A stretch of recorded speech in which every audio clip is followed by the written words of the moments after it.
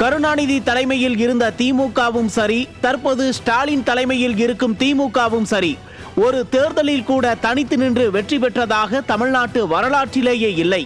அதனால்தான் திமுகவிற்கு என்று இப்போது வரை தனித்த வாக்கு வங்கி எவ்வளவு என்று திமுகவினருக்கும் தெரியாது, அரசியலை உற்று நோக்கி வரும் எவருக்கும் தெரியாது. அதனால்தான் கூட்டணி விவகாரத்தில் யுக்திகளை கையாள்கிறது திமுக.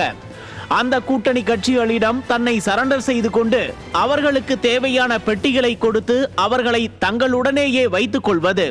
இப்படி யுக்திகளுடன் கூட்டணி கட்சிகளின் ஆதரவால் ஆட்சியை பிடித்துவிட்டு எப்போது யார் கேட்டாலும் எங்களுக்கு 40 தொகுதிகள் கிடைத்தது, 40 தொகுதிகள் கிடைத்தது என்று வாய்க்கிளிய வடை சுடுவார்கள்.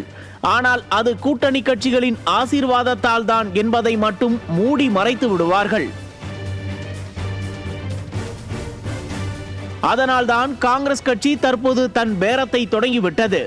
கூட்டணியில் இருப்பார்களா இல்லையா என்ற பேசுபொருளை பொதுவெளியில் பேசவிட்டு திமுகவையே கை நம்மோடுதான் இருக்கிறது என்று பேச வைத்து விட்டது. தற்போது கூட்டணி பேச்சுவார்த்தை நடத்த 5 பேர் கொண்ட குழுவையும் போட்டுவிட்டது. ஆனால் திமுக கூட்டணியில் இருக்கும் மற்ற கட்சிகள் இன்னமும் எந்தவிதமான பேச்சுவார்த்தையோ அல்லது கூட்டணி தொடர்பான முன்னெடுப்புகளையோ செய்யவில்லை. கம்யூனிஸ்ட் கட்சிகள், விசிக, மதிமுக, இஸ்லாமிய கட்சிகள் என்று யாருமே இன்னமும் திமுகவுடனான கூட்டணி பற்றி வாய் திறக்காமல் இருக்கிறார்கள். ஏன் தெரியுமா? திமுக நாடாளுமன்ற தேர்தலில் ஆட்சி பலம், பணபலம், கூட்டணி பலம் என அனைத்தையும் வைத்து 26.52% வாக்குகளை மட்டுமே பெற்றது.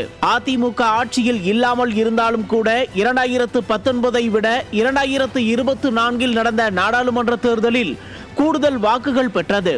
2019 ஆண்டில் திமுக பெற்ற வாக்கு சதவீதம் 33.92.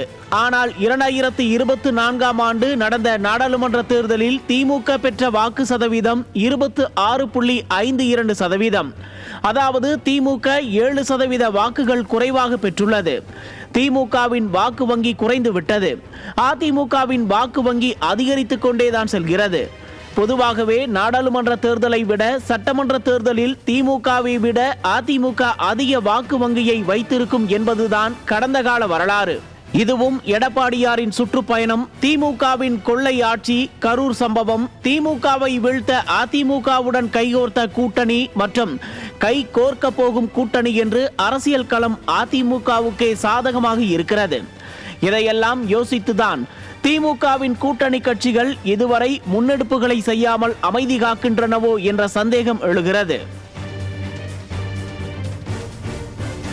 இன்னொரு புறம் திமுக காட்டிக் கொண்டிருக்கும் கொடூர முகத்தை ஒரு துளி கூட கண்டிக்க முடியாமல் கைகட்டி வாய்மூடி மௌன சாமியாராய் இருந்து வந்த திமுகவின் கூட்டணி கட்சிகள் எதற்காக போராட்டம் நடத்தி இருக்கின்றன? 4.5 ஆண்டுகளாக இப்படி இருந்துவிட்டு இன்றைக்கு எந்த முகத்தை வைத்துக்கொண்டு ஓட்டு கேட்க போவது என்று தயங்கி தவிக்கிறார்கள் திமுக கூட்டணி கட்சிகள். அடுத்து வரப்போகும் 2026 தேர்தலில் மாறப்போகிறதா கூட்டணி கணக்குகள்? மாற்றத்தை நோக்கி நகர்கிறதா திராவிட மாடல் கூட்டணி கட்சிகள்?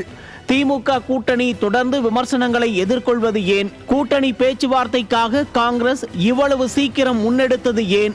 கூட்டணி விவகாரத்தில் திமுகவின் மற்ற கூட்டணி கட்சிகள் அமைதி காப்பது ஏன்?